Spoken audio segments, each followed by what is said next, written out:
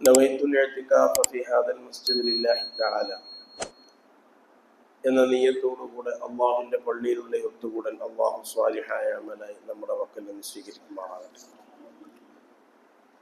ബഹുമാനപ്പെട്ട ഹുജ്ജത്തുൽ ഇസ്ലാം അബി ഹാമിദ് അൽ ഗസാലി റളിയല്ലാഹു തആല അൻഹു അവിടുത്തെ ഇഹ്യാ ഉലൂമുദ്ദീനിൽ മനുഷ്യന്റെ ഹൃദയം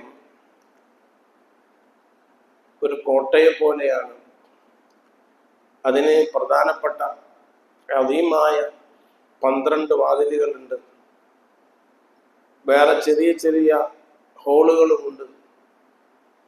അതിലൂടെയൊക്കെ പിശാച് കടന്നു വന്ന് ഹൃദയം മലീമസമാക്കും, ഹൃദയം വൃത്തികേടാക്കും. അങ്ങനെ അല്ലാഹുവിൻ്റെ മാത്രം നോട്ടമെത്തുന്ന, മറ്റാർക്കും നോക്കാൻ കഴിയാത്ത, കണ്ടുപിടിക്കാൻ കഴിയാത്ത, ഉപകരണങ്ങളെ കൊണ്ടൊന്നും കണ്ടുപിടിക്കാൻ കഴിയാത്ത ആ ഹൃദയത്തിൽ ശൈത്താൻ വന്ന് കുടിയിരിക്കുകയും കൂടുകൂട്ടുകയും ചെയ്യും എന്ന് പറയുകയും അതിൻ്റെ പ്രധാനപ്പെട്ട ചില വാതിലുകൾ, ഇബ്ലീസ് കടന്നു വരുന്ന ചില വാതിലുകളെ സംബന്ധിച്ച് നമ്മൾ പറഞ്ഞുകൊണ്ടിരിക്കുകയാണ്. ഒന്നാമതായി തന്നെ ഗസാലി ഇമാം പറഞ്ഞത് ഗളബു വശഹ്വത്തു, ദേഷ്യം പിടിക്കുക. അതേപോലെ തന്നെ വശഹ്വത്തു, ആർത്തി, വികാരം, ആർത്തി. ഇത് രണ്ടും ഇബ്ലീസ് കടന്നു വരുന്ന മാർഗങ്ങളാണ് എന്ന് നമ്മൾ പറഞ്ഞു. ഇൻഷാ അല്ലാഹ് ബാക്കിയുള്ളതും നമുക്ക് പറയണം. വിശുദ്ധ റമദാൻ കടന്നു വരുന്നത് കൊണ്ട് ആ ഹൃദയം വൃത്തിയാക്കാനുള്ള മാർഗം എന്താണ്? ഇബ്ലീസ് കടന്നു വരുന്ന മാർഗങ്ങൾ നമ്മൾ ഇൻഷാ അല്ലാഹ് പറഞ്ഞ് പൂർത്തിയാക്കും. ഇനി അത് വൃത്തിയാക്കാനുള്ള, ഇബ്ലീസ് കടന്നു വരാതെ, ശൈത്താൻ കടന്നു വരാതെ സംരക്ഷിക്കുവാനുള്ള മാർഗങ്ങൾ എന്താണ്? മഹാനായ മഖ്ദൂം റളിയല്ലാഹു തആല അൻഹു അവിടുത്തെ അതിക്കിയായി അതിന് 5 മരുന്നുകൾ പറയുന്നുണ്ട്. 5 കാര്യങ്ങൾ ശ്രദ്ധിച്ചാൽ നമ്മുടെ ഹൃദയം ശുദ്ധിയാക്കാൻ സാധിക്കും. ഇനി അഥവാ ഇബ്ലീസ് കടന്നുകൂടിയാൽ തന്നെ അതിൽ നിന്ന് രക്ഷപ്പെടാൻ സാധിക്കും. ആ 5 കാര്യങ്ങളാണ് ഇന്ന് നമുക്ക് പറയാനുള്ളത്. വദവാഉ ഖൽബിൻ ഖംസത്തുൻ, ഹൃദയത്തിന്റെ മരുന്നുകൾ എന്ന് തന്നെയാണ് മഖ്ദൂം റഹ്മത്തുള്ളാഹി അലൈഹി പറഞ്ഞത്. ഹൃദയത്തിന്റെ മരുന്നുകൾ ഖംസത്തുൻ, 5 എണ്ണമാണ്. 5 മരുന്നുകൾ ഉപയോഗിച്ചാൽ നമുക്ക് ഹൃദയത്തെ വൃത്തിയാക്കാൻ സാധിക്കും. ഒന്ന് ഫതിലാവത്തുൻ ബിതദബ്ബുരിൽ മഅന, അർത്ഥം ചിന്തിച്ചുകൊണ്ട് ഖുർആൻ ഓതൽ. അർത്ഥം ചിന്തിച്ചുകൊണ്ട്, അർത്ഥം ഓർത്തുകൊണ്ട്, അർത്ഥം അറിയുന്ന ആളുകൾ പരിശുദ്ധമായ ഖുർആൻ ശരീഫിന്റെ അർത്ഥങ്ങളുടെ ആഴമൊക്കെ ആരിഫീങ്ങളായ അള്ളാഹുവിന്റെ ഔലിയാക്കന്മാരായ ആളുകൾക്ക് പരിപൂർണമായ രൂപത്തിൽ അറിയാൻ സാധിക്കും. ജല്ല ജലാലുവായ അള്ളാഹുവിന്റെ കലാം അള്ളാഹു സുബ്ഹാനഹു വ തആല ജിബ്രീലിനെ വിളിച്ചിട്ട് ആണ് ഓതിക്കൊടുക്കുക. എന്നിട്ട് ജിബ്രീൽ അത് റസൂലുള്ളാഹി സ്വല്ലല്ലാഹു അലൈഹി വസല്ലം തങ്ങൾക്ക് ഓതിക്കൊടുക്കുക. ജിബ്രീൽ ഏതായിരുന്നാലും സ്വല്ലല്ലാഹു അലൈഹി വസല്ലം തങ്ങൾക്ക് ഓതിക്കൊടുക്കുന്നുണ്ട്, റസൂലുള്ളാഹി അത് കേൾക്കുകയും ചെയ്യുന്നുണ്ട്. എന്നാൽ അള്ളാഹുവിന്റെ മുഖദ്ദസായ പരിശുദ്ധമാക്കപ്പെട്ട ആ ദാത്ത് അത് കണ്ട് ആനന്ദിക്കുവാൻ അള്ളാഹു നമുക്കൊക്കെ തൗഫീഖ് ചെയ്ത് അനുഗ്രഹിക്കുമാറാകട്ടെ. കുറച്ച് ആഴ്ചകൾക്ക് മുമ്പ് ബഹുമാനപ്പെട്ട കോട്ടൂർ ഉസ്താദിനെ കണ്ടപ്പോൾ, അവിടെ പോയപ്പോൾ ഉസ്താദ് ദ്വാരെന്ന കൂട്ടത്തിൽ പറഞ്ഞു, ആ ദാത്തുൽ മുഖദ്ദസ് അത് കാണാനുള്ള തൗഫീഖ് അള്ളാഹു നമുക്ക് നൽകട്ടെ എന്ന് പറഞ്ഞിട്ടാണ് ദ്വാ അവസാനിപ്പിച്ചത്. അതൊരു വല്ലാത്ത ഒരു അനുഭൂതിയാണ്. അള്ളാഹുവിന്റെ ദാത്തുൽ മുഖദ്ദസ് ഒന്ന് കാണുക. മിനിങ്ങളായ ആളുകൾക്ക് സ്വർഗീയ ലോകത്ത് വെച്ച് അള്ളാഹു അതിന് അവസരം നൽകും. സ്വർഗത്തിൽ ലഭിക്കുന്ന സന്തോഷങ്ങൾ, സ്വർഗത്തിൽ ലഭിക്കുന്ന ആനന്ദങ്ങൾ എല്ലാറ്റിനേക്കാളും മികച്ചു നിൽക്കുന്നത്, അതിൻ്റെ ഒക്കെ മുകളിൽ നിൽക്കുന്നത് റുഹിയത്തുല്ലാഹിയാണ്, അള്ളാഹുവിനെ കാണാൻ. ആ കാണുന്ന അവസരത്തിൽ മുഅ്മിനീങ്ങളായ ആളുകൾക്കുണ്ടാകുന്ന സന്തോഷത്തിന് അതെങ്ങനെയാണ് വർണ്ണിക്കുക എന്ന് പറയാൻ പറ്റില്ലെന്നാണ് മഹാന്മാരൊക്കെ പറഞ്ഞത്. ഇന്നക്കും സതറൗന റബ്ബക്കും, അല്ലാഹ് നിങ്ങൾക്കുള്ള റബ്ബിനെ നിങ്ങൾ കാണുക തന്നെ ചെയ്യും, നിങ്ങൾക്കുള്ള റബ്ബിനെ നിങ്ങൾ കാണുക തന്നെ ചെയ്യും എന്ന് സ്വല്ലല്ലാഹു അലൈഹി വസല്ലം തങ്ങൾ പറഞ്ഞിട്ടുണ്ട്. അപ്പൊ അതുകൊണ്ട് ആരിഫീങ്ങളായ ആളുകൾക്ക് അള്ളാഹുവിന്റെ കലാമ് മനസ്സിലാക്കാൻ സാധിക്കും. അള്ളാഹുവിന്റെ ആ ദാത്തുൽ മുഖദ്ദസയിൽ നിലകൊള്ളുന്ന അള്ളാഹുവിന്റെ കലാം, അതിന്റെ പൊരുളുകൾ, അതിന്റെ ആഴങ്ങൾ, അതിൽ ഉൾക്കൊണ്ടതായ ആശയങ്ങളൊക്കെ അവർക്കാണ് പരിപൂർണമായ രൂപത്തിൽ മനസ്സിലാക്കാൻ സാധിക്കുക. ഇമാം ഷാഫിഈ റളിയല്ലാഹു തആല അൻഹു എഴുതിയ റിസാല എന്ന് പറയുന്ന കിതാബ് അവിടുത്തെ ശിഷ്യനായ ഇമാം മുസ്നി റളിയല്ലാഹു തആല അൻഹു 500 വട്ടം അത് വളരെ സൂക്ഷ്മമായ രൂപത്തിൽ തന്നെ നോക്കിയപ്പോ 500 വട്ടമാണ് ഒരു കിതാബ് നോക്കുന്നത്. അങ്ങനെ നോക്കിയപ്പോ ഓരോ തവണയും ലഭിക്കുന്നതിനേക്കാളും വിജ്ഞാനങ്ങൾ അടുത്ത തവണ ലഭിക്കുക. അങ്ങനെ 500 തവണയും വ്യത്യസ്തമായ വിജ്ഞാനങ്ങൾ അല്ലാഹുവിന്റെ പടപ്പുകളിൽപ്പെട്ട ഇമാമുൽ ശാഫിഈ എഴുതിയ ഒരു റിസാല എന്ന കിതാബിൽ ഒതുങ്ങിയിട്ടുണ്ടെങ്കിൽ മഹാന്മാരായ ആൾക്കാരുടെ ഗ്രന്ഥങ്ങളൊക്കെ അങ്ങനെയാണ്. അതിന്റെ ഉള്ളിൽ ഒരുപാട് കാര്യങ്ങൾ അവർ ഒതുക്കി വെച്ചിട്ടുണ്ടാവും. അത് തുറന്നെടുക്കലാണ് വലിയ പ്രയാസം. ഞാൻ പറഞ്ഞു വരുന്നത്, അള്ളാഹുവിന്റെ നോട്ടമെത്താനും അള്ളാഹുവിന്റെ സാമീപ്യം കിട്ടാനും ഈ കാണുന്നത് മുഴുവനും ഒന്നുമല്ല. എന്തൊരു ചൊറുത്തിനൊരു ചൊറുക്കുമില്ല.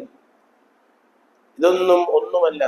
ഈ കാണുന്ന ആനന്ദങ്ങളും സന്തോഷങ്ങളൊന്നും ഒന്നുമല്ല എന്നുള്ള ഒരു വിചാരവും ഒരു അറിവും, വെറും വിചാരം ഉണ്ടായാൽ പോലെ ഒരു അറിവ് അത് എത്തിക്കിട്ടണം, അത് കിട്ടണം. ഈ കാണുന്നതൊന്നും ചൊറുക്കല്ല, ഇതൊന്നും ആനന്ദമല്ല. എല്ലാ ആളുകളും അണിഞ്ഞൊരുങ്ങി നിൽക്കുന്ന ദുനിയാവിന്റെ ഈ രസങ്ങളിൽ മുഴുകി നടക്കുകയാണ്. അത് മാത്രമാണ് ഒരു രസം. ആ രസവും ആനന്ദവും കിട്ടാൻ വേണ്ടി സമയങ്ങൾ ഇങ്ങനെ ചെലവഴിക്കുകയാണ്. ഇവിടെയാണ് ആരിഫീങ്ങളായ ആൾക്കാർ ഖുലൂബുൽ ആരിഫീന ലഹാ ഉയൂനു തറാ മാ ലാ യറാഹു നാദിറൂന, മറ്റുള്ള ആളുകൾ കാണാത്തത് അവർ കാണുകയാണ്. മഹാനായ ഉമർ ഖാദി റളിയല്ലാഹു തആല പറഞ്ഞു, ബുദ്ധിയുള്ള മനുഷ്യന്മാർ ഈ കാണുന്ന സാധനങ്ങളുടെ ചുരുക്കല്ല നോക്കേണ്ടത്, ഈ കാണുന്ന സാധനങ്ങളുടെ ഉപകാരമല്ല നോക്കേണ്ടത്. ഈ സാധനങ്ങളെ പിന്നിലൊക്കെ പ്രവർത്തിച്ച അള്ളാഹുവിനെ സംബന്ധിച്ചാണ് ഈ സാധനങ്ങളെ കൊണ്ട് മനസ്സിലാക്കേണ്ടത്. നല്ല രസമുള്ള, നല്ല ഉപകാരമുള്ള ഒരു സാധനം കയ്യിൽ കിട്ടിയാൽ ഇതിന്റെ നിർമ്മിതാവ് ആരായിരിക്കും, ഇതിന് നിർമ്മിച്ചവൻ ആരായിരിക്കും, എന്താണ് ചെയ്യേണ്ടത്, എന്താണ് ചിന്തിക്കേണ്ടത്, അസറിലേക്കല്ല നോക്കേണ്ടത്, മുഅസ്സിറിലേക്കാണ് നോക്കേണ്ടത് എന്ന് മഹാനായ ഉമർ ഖാദി അൽ-ഫൈസി പറഞ്ഞു. പ്രിയപ്പെട്ടവരെ, ഇവിടെ ഒന്ന് അള്ളാഹുവിന്റെ കലാം, അത് കേൾക്കുക, ഓതാൻ പഠിക്കുന്ന വേണം. ഞാൻ കഴിഞ്ഞ ക്ലാസ്സിൽ പറഞ്ഞല്ലോ, മഹാനായ ബാനി ഹസരത്തിന്റെ ശിഷ്യനായ അമാനി ഹസരത്ത് സോഡുണ്ടാക്കുന്ന ആളായിരുന്നു. മഹാനവറുകൾ വലിയ പണ്ഡിതനായി 60-ാമത്തെ വയസ്സിലാണ് ഖുർആൻ മനപ്പാടാക്കിയത്. 60-ാമത്തെ വയസ്സിൽ ഖുർആൻ മനപ്പാടമാക്കി. എന്നിട്ട് തറാവീഹിന് ആ ഖുർആൻ 30 ജുസും ഓതിക്കൊണ്ട് ഇമാമായി നിന്നു. ഖുർആൻ മനപ്പാടാക്കിയാലും ഇമാമ് നിൽക്കാൻ കുറച്ച് പ്രാക്ടീസ് വേറെ തന്നെ വേണം. അങ്ങനെ നിന്നു. 60 വയസ്സിലാണ് മനപ്പാടമാക്കിയത്. അതും മഹാനവറുകൾ 9 മാസം കൊണ്ട് മനപ്പാടമാക്കിയത്. 9 മാസം കൊണ്ട് മനപ്പാടം. വിചാരിച്ചാലൊക്കെ കഴിയും. നമ്മൾ വിചാരിച്ചാലൊക്കെ നമുക്ക് ഖുർആന്റെ അർത്ഥം മനസ്സിലാക്കാനും അതിനൊക്കെ കുറച്ച് സമയം കണ്ടെത്തും. പ്രത്യേകിച്ച് 40 വയസ്സ് കഴിഞ്ഞ ആൾക്കാർ മുഴു സമയം ഈ ദുനിയാവിന്റെ ചുറ്റുപാടുകൾക്ക് വേണ്ടി എല്ലാം ഉപയോഗപ്പെടുത്തേണ്ടത്. കുറച്ച് സമയങ്ങളൊക്കെ അതിനു വേണ്ടി മാറ്റിവെക്കുക. ഇത്ര ദിക്ർ ഞാൻ ചൊല്ലും, ഇത്ര സ്വലാത്ത് ഞാൻ ചൊല്ലും, അസ്തഗ്ഫിറുല്ലാഹൽ അദീം എന്നൊരു 100 വട്ടമെങ്കിലും ഒരു ദിവസം ചെല്ലാൻ നമുക്ക് കഴിയണം. അസ്തഗ്ഫിറുല്ലാഹൽ അദീം എന്നുള്ളത് അതിനൊക്കെ പറ്റിയ സമയമാണ് സുബഹി നിസ്കരിക്കാൻ വേണ്ടി പള്ളിയിൽ വരിക. ഒരു ഇശ്റാഖ് വരെ ഒരു 10-25 മിനിറ്റ്, ഒരു 30 മിനിറ്റ് സൂര്യൻ ഉദിച്ച് പൊന്തുന്നത് വരെ പള്ളിയിൽ തന്നെ ഇരിക്കുക. എന്നിട്ട് ഈ ഔറാദുകളും ദിക്റുകളും ഒക്കെ ചെല്ലാം. ഒരു അസ്തഗ്ഫിറുല്ലാഹൽ അദീം ഒരു 100 വട്ടം നമുക്ക് ചെല്ലാം. ലാ ഇലാഹ ഇല്ലല്ലാഹ് 100 വട്ടം ചെല്ലാം. സുബ്ഹാനല്ലാഹ് നമുക്ക് 100 വട്ടം ചെല്ലാം. അൽഹംദുലില്ലാഹ് ചെല്ലാം. ഇതൊക്കെ ചൊല്ലിയിട്ട് റസൂലുള്ളാഹിന്റെ പേരിൽ 100 സ്വലാത്തും ചൊല്ലിയിട്ട് ആ സ്വലാത്ത് രാവിലെ തന്നെ ചെല്ലുന്ന ആളുകൾക്ക് ഓട്ടോമാറ്റിക്കായിട്ട് കാര്യങ്ങളൊക്കെ ഇങ്ങനെ നടക്കും. ദലായിലുൽ ഖൈറാത്ത് എന്ന് പറയുന്ന ഒരു സ്വലാത്തുണ്ട്. മഹാനായ കക്കിലിപ്പറ ഉസ്താദാണ് ഇവിടെ അത് പ്രചരിപ്പിച്ചത്. മഹാന്മാരായ ഉസ്താദുമാരൊക്കെ ചെല്ലുന്ന ഒരു സ്വലാത്താണ്. ഞാൻ വെല്ലൂർ ബാഖിയാത്തു സ്വാലിഹാത്ത് അറബി കോളേജിൽ മുതഅല്ലിമാകുന്ന അവസരത്തിൽ തന്നെ എനിക്ക് കക്കിലിപ്പറ റഹ്മത്തുള്ളാഹി അലൈഹി അതിന്റെ ഇജാസത്ത് അങ്ങോട്ട് തന്നപ്പോൾ പിന്നെ അത് മേടിക്കണമല്ലോ. അങ്ങനെ മേടിച്ച് ബാഖിയാത്തിലുള്ള സമയത്ത് തന്നെ അത് ചൊല്ലാറുണ്ടായിരുന്നു. ഇപ്പോഴും അത് ചൊല്ലിയിട്ടുണ്ട്. ഇന്നലെ വരെ അത് ചൊല്ലാനുള്ള അവസരം അല്ലാഹു നൽകി. അള്ളാഹു നിലനിർത്തി തരുമാറാകട്ടെ. അതിന് ചൊല്ലിക്കഴിഞ്ഞാൽ കാര്യങ്ങളൊക്കെ ഓട്ടോമാറ്റിക്കായിട്ട് എല്ലാം കരകരക്ഷി നടക്കും. എല്ലാം നടക്കും. എങ്ങനെ നടക്കും? എല്ലാം നടക്കും. അത് ഞാൻ ഒരു ദിവസം നഷ്ടപ്പെട്ടു പോയാലേ എല്ലാം തളർന്നിട്ട് എല്ലാം തളർന്നു. വളരെ കറക്റ്റ്. 5:45 ഞാൻ പുരയിൽ ഇറങ്ങി ബാങ്കുളൊക്കെ കൊടുത്തു കറക്റ്റ് ഇവിടെ എത്തി. എന്നിട്ട് വന്നിട്ട് ബാത്റൂമിൽ പോയി സുന്നത്ത് നിസ്കരിച്ച് അതൊക്കെ കഴിഞ്ഞിട്ട് ഒരു അര സെക്കൻഡൊക്കെ വൈകി തോന്നുന്നുണ്ട് ഞങ്ങളെത്തി. ഇനിയിപ്പോ അത് കഴിഞ്ഞിട്ട് എനിക്ക് മഴതിൽ പോകാണ്ട്. അത് 7 മണിയാകുമ്പോഴത്തേക്ക് മഴതിലെത്തേണ്ട ഒരു മീറ്റിംഗ്. അത് കഴിഞ്ഞ് വൈകുന്നേരം വലിയൊരു ബാക്കിയാത്ത് സ്വാലിയാത്തിലേക്ക് പോകാൻ അള്ളാഹു ഒക്കെ നടത്തി തരും. അതിൻ്റെ ഇടയ്ക്ക് ഖുർആനും മൽക്കൂഫും എല്ലാ സംഗതികളും നടത്തും. കുട്ടികളുടെ കാര്യങ്ങളും അതും ശ്രദ്ധിക്കും. അള്ളാഹു വലിയവരല്ലേ. അള്ളാഹു എല്ലാത്തിനും നമുക്ക് അവസരം നൽകും. അപ്പൊ ഞാൻ പറയാണ്, ആ സ്വലാത്തിന് വല്ലാത്ത പവറാണ്. അത് രാവിലെ തന്നെ നിങ്ങൾക്കാർക്കെങ്കിലും സ്വലാത്ത് ഇല്ലാതെ നിങ്ങൾ തയ്യാറുണ്ടെങ്കിൽ അതിന്റെ പുസ്തകങ്ങളൊക്കെ ഫ്രീ ആയിട്ട് തരാം. പൈസ ഒന്നും വേണ്ട.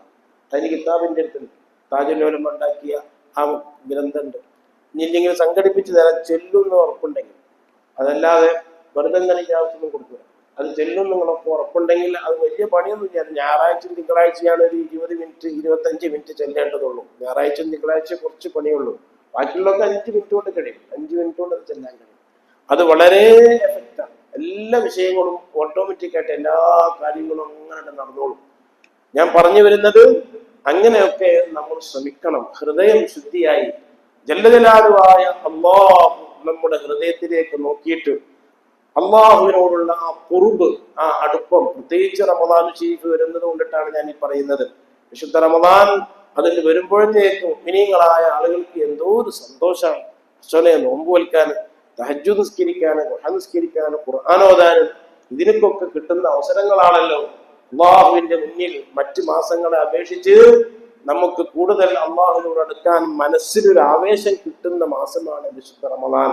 അതിൽ നല്ല നല്ല ഖിറാഅത്തുകളും ഖുർആനോത്തൊക്കെ ഇങ്ങനെ കേൾക്കുമ്പോണ്ടാകുന്ന ഒരു സന്തോഷം, അത് കേൾക്കുമ്പോണ്ടാകുന്ന ഒരു ആനന്ദം, അള്ളാഹുവിന്റെ കലാം ഇങ്ങനെ കേൾക്കുമ്പോണ്ടാകുന്ന ഒരു ആനന്ദം. പ്രിയപ്പെട്ടവരെ, ഖുർആൻ ഓതുക. ഓതാൻ കഴിയാത്ത ആൾക്കാർ അത് കേൾക്കുക. ഖുർആൻ നല്ല പോലെ നല്ല ഓതാൻ കഴിയുന്ന ആളുകള് വിളിച്ചിരുത്തി അവരെ കൊണ്ട് ഓദിച്ചിട്ട് അത് കേൾക്കുക. ഇവിടെ പാലക്കാട്ട് തന്നെയായ ഒരു ഹാഫിദ് ഉണ്ടായിരുന്നു ഞാൻ വന്ന ഉടനെ. അപ്പൊ നമ്മളെ പറശ്ശേരി ചെറിയമ്മദാജി അതിലൊരു ഹാഫിദിന് എനിക്ക് വേണം ഉസ്താദെ എന്ന് പറഞ്ഞിട്ട് ആ ഹാഫിദിന് മൂപ്പര് ഭക്ഷണം കൊടുത്തു. എന്നിട്ട് ആ കുട്ടിനെ കൊണ്ട് ഓദിപ്പിക്കും. എന്നിട്ട് മൂപ്പര് കേൾക്കും. എന്നിട്ട് ഖുർആനൊക്കെ ഒന്ന് അതിന്റെ തെറ്റുകളും മറ്റൊക്കെ ശരിയാകും. അങ്ങനെ ചെയ്തിരുന്നു ചെറിയമ്മദാജി. അപ്പൊ അങ്ങനെ ആഗ്രഹമുള്ളതായ ആളുകൾക്ക് അതിനൊക്കെ അവസരങ്ങളുണ്ട്. നമ്മൾ ഉപയോഗപ്പെടുത്തണമെന്ന് മാത്രം. അപ്പൊ ഹൃദയം ശുദ്ധിയാകാനുള്ള 5 മരുന്നുകളെ കൂട്ടത്തിൽ നിന്ന് ഒന്ന് മാന ചിന്തിച്ചുകൊണ്ട്, അർത്ഥം ചിന്തിച്ചുകൊണ്ട് ഖുർആൻ ഓതലാണ്. എൻ്റെ വാപ്പ 23 കൊല്ലം 21 കൊല്ലം പള്ളി ദർസിലും 2 കൊല്ലം വലിയൊരു വാക്യാത്തിനും ഓതിയിട്ട് 23 കൊല്ലം ഓതി. ആലോചിക്കാൻ കഴിയുന്നില്ല. 23 കൊല്ലമാണ് ഓതുന്നത്. വാക്യാത്ത് സ്വാലിഹാത്തിൽ നിന്ന് വരുമ്പോഴത്തേക്ക് 33 വയസ്സായി. എന്നിട്ട് 34, 35 വയസ്സിലാണ് കല്യാണം കഴിക്കുന്നത്. അങ്ങനെ വളരെ കഷ്ടപ്പെട്ടു, വളരെ വിഷമിച്ചു. അങ്ങനെ ഓത്ത് നിർത്തിയിട്ട്, ദർസ് നിർത്തിയിട്ട് ഞാൻ കച്ചവടത്തിന് പോകട്ടെ എന്ന് ഉസ്താദിനോട് ചോദിച്ചപ്പോൾ ഉസ്താദ് സമ്മതിച്ചില്ല. പിന്നെ ഖുർആൻ ജലാലി, തഫ്സീറുൽ ജലാലി, തഫ്സീർ ഖുർആന്റെ അർത്ഥം ഇങ്ങനെ പറഞ്ഞു കൊടുക്കുന്ന കിതാബ് എത്തിയപ്പോ ഉസ്താദ് ചോദിച്ചു, അബ്ദുള്ള, നീ അന്ന് കച്ചവടത്തിന് പോവുകയാണെങ്കിൽ അനക്ക് അള്ളാന്റെ കലാമിന്റെ അർത്ഥം മനസ്സിലാവുമോ ചോദിച്ചു. പടച്ചോനെ, എന്റെ ഉസ്താദ് പറഞ്ഞത് വല്ലാത്തൊരു മഹാഭാഗ്യായി. ഞാനന്ന് കച്ചവടത്തിന് പോയിരുന്നെങ്കിൽ എനിക്ക് അള്ളാന്റെ കലാമിന്റെ അർത്ഥം തിരിയില്ലല്ലോ. അള്ളാന്റെ കലാമിന്റെ അർത്ഥം തിരിയാന്നുള്ളത് മഹാഭാഗ്യല്ലേ. ഒരു കുട്ടിക്ക് നിങ്ങളതിൽ പഠിപ്പിച്ചു കൊടുക്കാൻ അവസരം നൽകിയാൽ ആ കുട്ടി വാപ്പാനെ എന്നും ഓർക്കും. ഞാൻ എത്ര അങ്ങോട്ട് തിരിഞ്ഞിട്ടൊക്കെ ആണെങ്കിലും എന്റെ വാപ്പ എന്നെ നിർബന്ധിച്ച്, ആ കുട്ടിപ്രായത്തിൽ നിർബന്ധിച്ച് അള്ളാന്റെ കലാം മനസ്സിലാക്കി തന്നല്ലോ. ഇതൊന്നും കുട്ടിന്റെ മനസ്സിലുണ്ടാവും. ആ കുട്ടി ഖുർആൻ ഓതുന്നതിന്റെ പ്രതിഫലം വാപ്പാന്റെ ഖബറിൽ എത്തുകയും ചെയ്യും. ആ കുട്ടി ഖുർആൻ ഓതും. ആ കുട്ടി ഇങ്ങനെ എപ്പോഴും ഖുർആൻ ഓതും. ബസ്സിൽ ഇരുന്നിട്ടും ഖുർആൻ ഓതും, നടന്നിട്ടും ഖുർആൻ ഓതും. എപ്പോഴും ഖുർആൻ ഓതാൻ ഹാഫിദുകളായ ആൾക്കാർക്ക് സാധിക്കും, അല്ലാത്ത ആൾക്കാർക്കും സാധിക്കും. അപ്പോ 5 മരുന്നുകളെ കൂട്ടത്തിൽ നിന്ന് ഒന്നാമത്തെ മരുന്ന് തിലാവത്തുൻ തദബ്ബുരിൽ മാന, അർത്ഥം ചിന്തിച്ചുകൊണ്ട് ഖുർആൻ ഓതലാണ്. രണ്ടാമത്തതോ വലിൽ ബത്നിൽ ഖലാ, വയറ് നിറക്കാതിരിക്കലാണ്. വയറ് നിറക്കാതിരിക്കുക. സലഫു സാലിഹീങ്ങളായ ആൾക്കാർ മഹാന്മാരായ ആളുകൾ അവരുടെയൊക്കെ ചരിത്രത്തിൽ നോക്കുമ്പോൾ ആരും വയറ് നിറയെ ഭക്ഷണം കഴിക്കാറില്ല. ഭക്ഷണം ഉണ്ടാകും, ഭക്ഷണം ഉണ്ടായിട്ട് തന്നെ ഭക്ഷണം കഴിക്കൂല.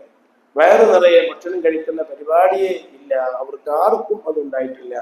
പ്രത്യേകിച്ച് രാത്രിയിൽ മഹാന്മാരായ ആൾക്കാരൊക്കെ ലഘുഭക്ഷണമായിരുന്നു കഴിച്ചിരുന്നത്. ചിലർ ഭക്ഷണം കഴിക്കൂല, മറ്റു ചില ആൾക്കാർ ലഘുഭക്ഷണമായിരുന്നു കഴിച്ചിരുന്നത്.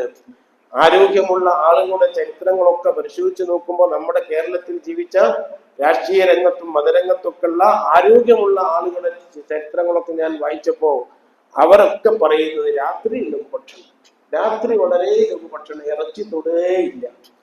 അതോടുകൂടെ തന്നെ എണ്ണയിൽ വറുത്തതൊന്നും രാത്രി കഴിക്കൂല, നേരത്തെ ഭക്ഷണം കഴിക്കും. രാത്രി നേരത്തെ ഭക്ഷണം കഴിക്കും, നല്ല പോലെ വെള്ളം കുടിക്കും. അതായിരുന്നു അവരൊക്കെ, അവരെല്ലാവരുടെ ശീലം അങ്ങനെ തന്നെയാണ്. റസൂലുള്ളാഹി സ്വല്ലല്ലാഹു അലൈഹി വസല്ലം ചരിത്രം നോക്കുമ്പോഴും രാത്രി ഇറച്ചി അങ്ങനത്തെ ഹെവി ഫുഡുകളൊന്നും രാത്രി കഴിച്ചിരുന്നില്ല. ഇറച്ചിയൊക്കെ ഉച്ചക്ക് അല്ലെങ്കിൽ അങ്ങനെ പകൽ സമയത്തായിരുന്നു കഴിച്ചിരുന്നത്. രാത്രി വളരെ ചിലപ്പോൾ കഴിക്കുന്നില്ല, നോർമലായി ഈത്തപ്പഴോ മറ്റൊന്നെടുത്ത് കഴിക്കുക എന്നല്ലാതെ അങ്ങനെ ഹെവി ആയ ഒരു ഭക്ഷണവും രാത്രി കഴിച്ചിരുന്നില്ല. അത് രാവിലെ എഴുന്നേൽക്കുന്ന എനിക്ക് തടസ്സമാകും. രാവിലെ എഴുന്നേറ്റ് സുബഹിന്റെ മുമ്പ് തന്നെ നല്ല ഒരു ശോധന കിട്ടിയാൽ, സുഖശോധന എന്ന് പറയുന്നത് അതാണ് സുഖമായ നിലയ്ക്കൊരു ശോധന കിട്ടിയാൽ ശരീരത്തിൽ നല്ല ഉന്മേഷമായി. മറ്റത് രാത്രി വല്ലാതെ ഭക്ഷണം കഴിച്ചാൽ രാവിലെ എഴുന്നേൽക്കാൻ പ്രയാസമാകും. നേരത്തെ രാത്രി ഭക്ഷണം കഴിക്കുന്ന സ്വഭാവമാണ് മഹാന്മാർക്കൊക്കെ ഉണ്ടായിരുന്നത്, വളരെ കുറച്ച് മാത്രം. അത് മുലിൽ പത്തിനിൽ ഹല, രണ്ടാമത്തെ മരുന്ന് വയറ് കാലിയാക്കലാണ്, വയറ് നിറക്കാതിരിക്കലാണ്. ഇത് രണ്ടും നമുക്ക് റമദാനിക്ക് കഴിയും, റമദാനിക്ക് കഴിയും. 5 മരുന്നും ഉപയോഗിക്കാൻ പറ്റിയ മാസമാണ് റമദാൻ. ഹൃദയം ശുദ്ധിയാക്കാനുള്ള 5 മരുന്നും ഉപയോഗിക്കാൻ പറ്റിയ മാസം. ഖുർആൻ ഓതാൻ അള്ളാഹു തൗഫീഖ് ചെയ്യട്ടെ. എന്താണ് അതിന്റെ ഒരു രസം? റമദാനിക്ക് ഇങ്ങനെ ഖുർആൻ ഓതാനുള്ള ഒരു രസം, അതൊരു പ്രത്യേകമായ രസമാണ്. ഞാൻ ചിലപ്പോൾ എവിടെയെങ്കിലുമൊക്കെ പോയിരുന്നിട്ട് ഓതും, എവിടെയും പരിചയമില്ലാത്ത ഏതെങ്കിലും സ്ഥലത്ത് പോയിട്ടൊക്കെ ഇരുന്ന് ഓതും. കാരണം ഒറ്റടുത്താവുമ്പോൾ സംസാരിക്കാനും മറ്റൊക്കെ ഇടം വരും എന്ന് വിചാരിച്ചിട്ട് അങ്ങനെ അതിൻ്റെ ഒരു ആനന്ദം, ഒരു പ്രത്യേകമായ ആനന്ദം തന്നെയാണ്. രണ്ടാമത്തത് നമുക്ക് വേറെ ഏതായിരുന്നാലും കാര്യമാക്കാൻ നമുക്ക് സാധിക്കും. മൂന്നാമത്തത് ഖിയാമുൽ ലൈൽ, രാത്രിയിൽ നിസ്കരിക്കുക. രാത്രിയിൽ നിസ്കരിക്കുക, തഹജ്ജുദിന് വേണ്ടി എഴുന്നേറ്റ് അത്താഴത്തിന് നമ്മൾ ഒരു 4 മണിക്കാണ് എഴുന്നേൽക്കാൻ ഉദ്ദേശിച്ചത് എങ്കിൽ ഇനി സുബഹി റമദാനാവുമ്പോഴത്തേക്ക് ഒരു 5:20, 5:15, പിന്നെ 5 ലാസ്റ്റ് ഒരു 5 മണിയൊക്കെ ആവും. അങ്ങനെയാണ് ഇപ്പോഴത്തെ ലെവല് കണ്ടിട്ട് മനസ്സിലാകുന്നത്. അപ്പൊ എന്നിരുന്നാൽ 4 മണിക്ക് അത്താഴത്തിന് എഴുന്നേൽക്കുന്ന ആൾ ഒരു 3:30 മണിക്ക് തന്നെ എഴുന്നേറ്റ് ഒരു അരമണിക്കൂർ നിസ്കരിക്കുക. അതും നീണ്ട നിസ്കാരം.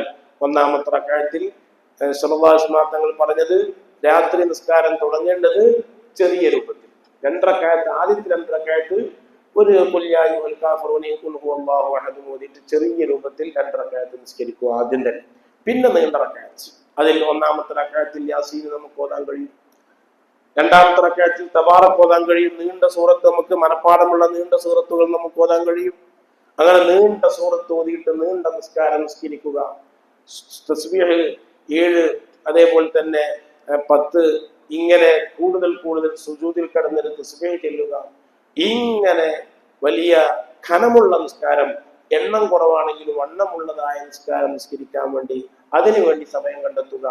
എല്ലാ ദിവസവും അള്ളാഹുവിന്റെ മുന്നിൽ കരയുക, പടച്ചോനെ വയസ്സിത്രയായി, ഇനിയിപ്പോൾ എൻ്റെ അവസ്ഥ എന്തായിരിക്കും, പടച്ചോനെ എൻ്റെ അവസ്ഥ ഇപ്പം എന്താണ്, എനിക്ക് ഇനി ഇബാദത്ത് ചെയ്യാൻ കഴിയോ? ഇങ്ങനെ ബേജാറായിക്കൊണ്ട് റബ്ബിന്റെ മുന്നിൽ ആരും കാണാത്ത രൂപത്തിൽ കണ്ണീരൊഴുക്കാൻ സാധിക്കുക. അള്ളാഹുവിന്റെ മുന്നിൽ പടച്ചോനെ എൻ്റെ അവസ്ഥ എന്താണ്, ഞാൻ എന്തായി പോകും എന്ന രൂപത്തിൽ ഒരുപാട് പാപങ്ങളൊക്കെ ചെയ്തു പോയി, ഒരുപാട് തെറ്റുകളൊക്കെ ചെയ്തു പോയി എന്ന ഒരു ഖേദം മനസ്സിൽ വന്നിട്ട് റഹ്മാനുർ റബ്ബിനോട് ചെയ്തു പോയ പാപങ്ങളും വിഷമങ്ങളും ഒക്കെ പറഞ്ഞ് പടച്ചോനെ എൻ്റെ കുട്ടികൾ ഓലൊന്നും ബുദ്ധിമുട്ടാവരുത്, വേറെ കുട്ടികൾ എല്ലാവരും ആഹത്തായി സന്തോഷത്തോടുകൂടെ നിനക്ക് ഇബാദത്ത് ചെയ്യുന്ന രൂപത്തിൽ തമ്മാടിത്തരത്തിലും വേണ്ടാത്തരത്തിലൊന്നും പെടരുത്. ഇങ്ങനെ അല്ലാഹുവിനോട് മലയാളത്തിലുള്ള വാക്കുകൾ സുജൂദിൽ മലയാളത്തിൽ പറയാൻ പറ്റൂല, മനസ്സ് പറയാൻ പറ്റും. നാവ് കൊണ്ട് പറയാൻ പറ്റൂല എന്നേ ഉള്ളൂ, മനസ്സ് പറയാൻ പറ്റും.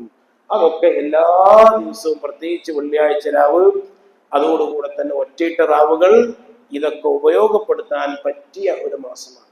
അതിന് മുമ്പ് വേണ്ട സംഗതികളൊക്കെ നേരത്തെ ചെയ്തു വെക്കുക. അപ്പൊ ഞാൻ എനിക്കുള്ള ഡ്രസ്സ് ഞാൻ എടുത്തു, എൻ്റെ ഭാര്യയ്ക്കുള്ള ഡ്രസ്സ് എടുത്തു, ഇനി എനിക്ക് ആർക്കും ഡ്രസ്സ് എടുക്കാനില്ല, അങ്ങനെ എല്ലാം കഴിഞ്ഞു പോയി. കാരണം റമദാനിക്കയിലൊന്നും നേരം കിട്ടില്ല. റമദാനിക്കയിലൊക്കെ പോയാൽ ഒരുപാട് സമയം പോകുന്ന പെണ്ണുങ്ങൾ മുഴുവനും തുണിഷാപ്പിലുണ്ടാവും. അപ്പൊ അവർക്കൊന്നും പോകാൻ കഴിയില്ല. എല്ലാ സംഗതികളും അത് ഒരുങ്ങണം. എന്റെ വാപ്പി അങ്ങനെ തന്നെ വളരെ നേരത്തെ തന്നെ ഒക്കെ ചെയ്തു വെച്ച് എല്ലാ തടസ്സങ്ങളും അള്ളാഹുആലം അന്നങ്ങനെ തീരുമാനിക്കാതെ പറയാൻ പറ്റില്ല. അങ്ങനെ നമ്മൾ എന്ത് ചെയ്താൽ അള്ളാഹു അതിന് തൗഫീക്ക് ചെയ്യുമ്പോൾ 3 കാര്യങ്ങൾ പറഞ്ഞു. 1, ഖുർആൻ അർത്ഥം ചിന്തിച്ചുകൊണ്ട് ഓതുക. 2, വയറ് കാലിയാക്കുക. 3-മത്തത് രാത്രിയിൽ തഹജ്ജുദ് അടക്കമുള്ള നിസ്കാരം നിസ്കരിക്കുക. 4-മത്തത് അത്താഴ സമയത്ത് അള്ളാഹുവിനോട് വിനയം കാണിക്കുക. അത്താഴ സമയത്ത് അല്ല, സുബഹിക്കുമുള്ള സമയം. ആ സമയത്ത് അള്ളാഹിനോട് വിനയം, വളരെ താഴ്മയോടുകൂടെ പടച്ചോന്റെ മുന്നില്, പടച്ചോനെ ഈ ഭൂമിയിലെ ഏറ്റവും മോശക്കാരൻ ഞാനാണ്.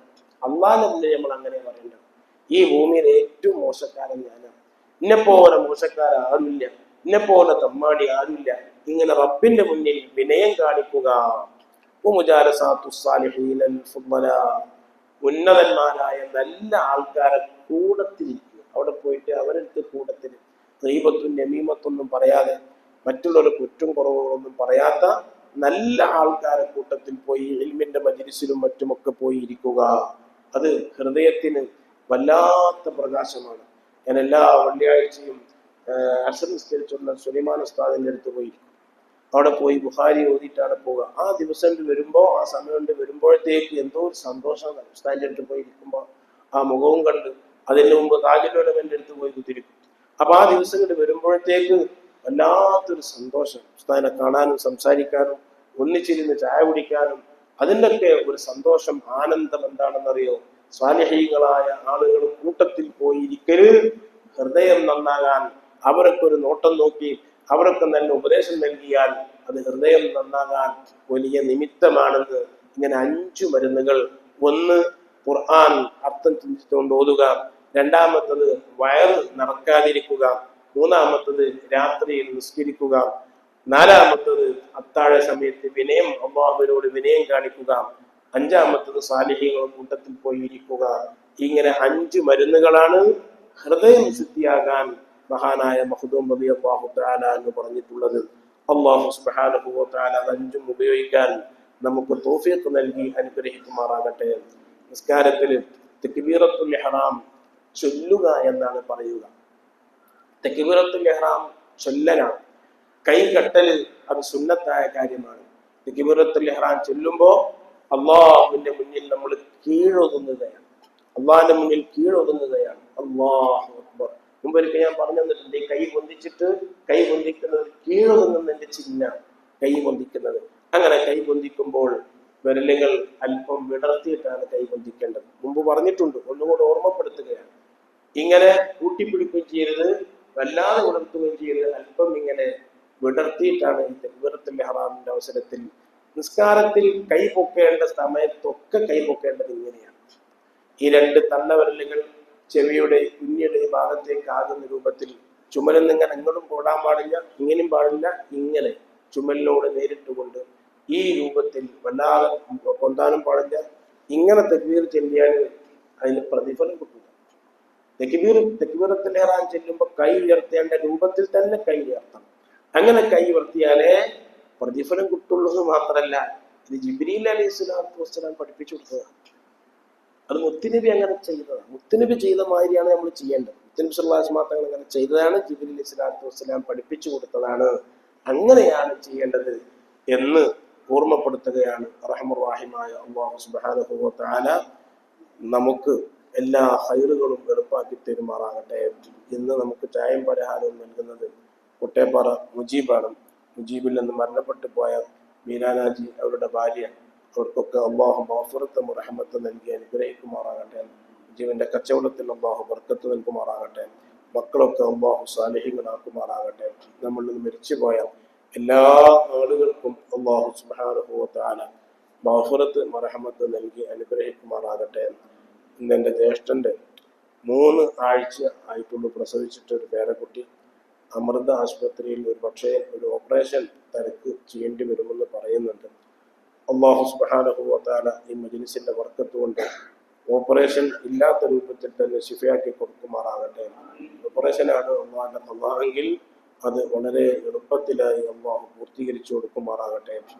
അങ്ങനെ പല ആളുകളും രോഗമായി അസുഖമായി വിഷമിക്കുകയാണ്. എൻ്റെ മൂത്ത അളിയൻ, അവരും വളരെ പ്രയാസപ്പെട്ട് ഇനി വയറിന് ഒരു തുണക്കേണ്ടി വരും എന്നൊക്കെ പറഞ്ഞ് ഇന്നലെ മിംസിൽ നിന്ന് തൽക്കാലം വീട്ടിലേക്ക് പോയിട്ടുണ്ട്.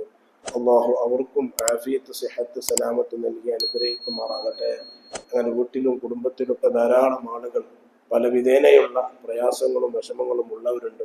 എല്ലാവർക്കും കാരുണ്യവാനായ റഹ്മാനായ റഹീമായ അള്ളാഹു സുബ്ഹാനഹു വ തആല ഖിർഫ ചെയ്യുമാറാകട്ടെ. എല്ലാ പ്രയാസങ്ങളിലും അള്ളാഹു രക്ഷപ്പെടുത്തി അനുഗ്രഹിക്കുമാറാകട്ടെ.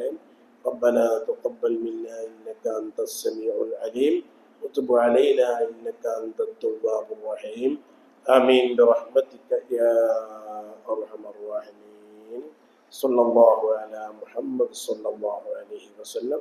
صلى الله على محمد صلى الله عليه وسلم.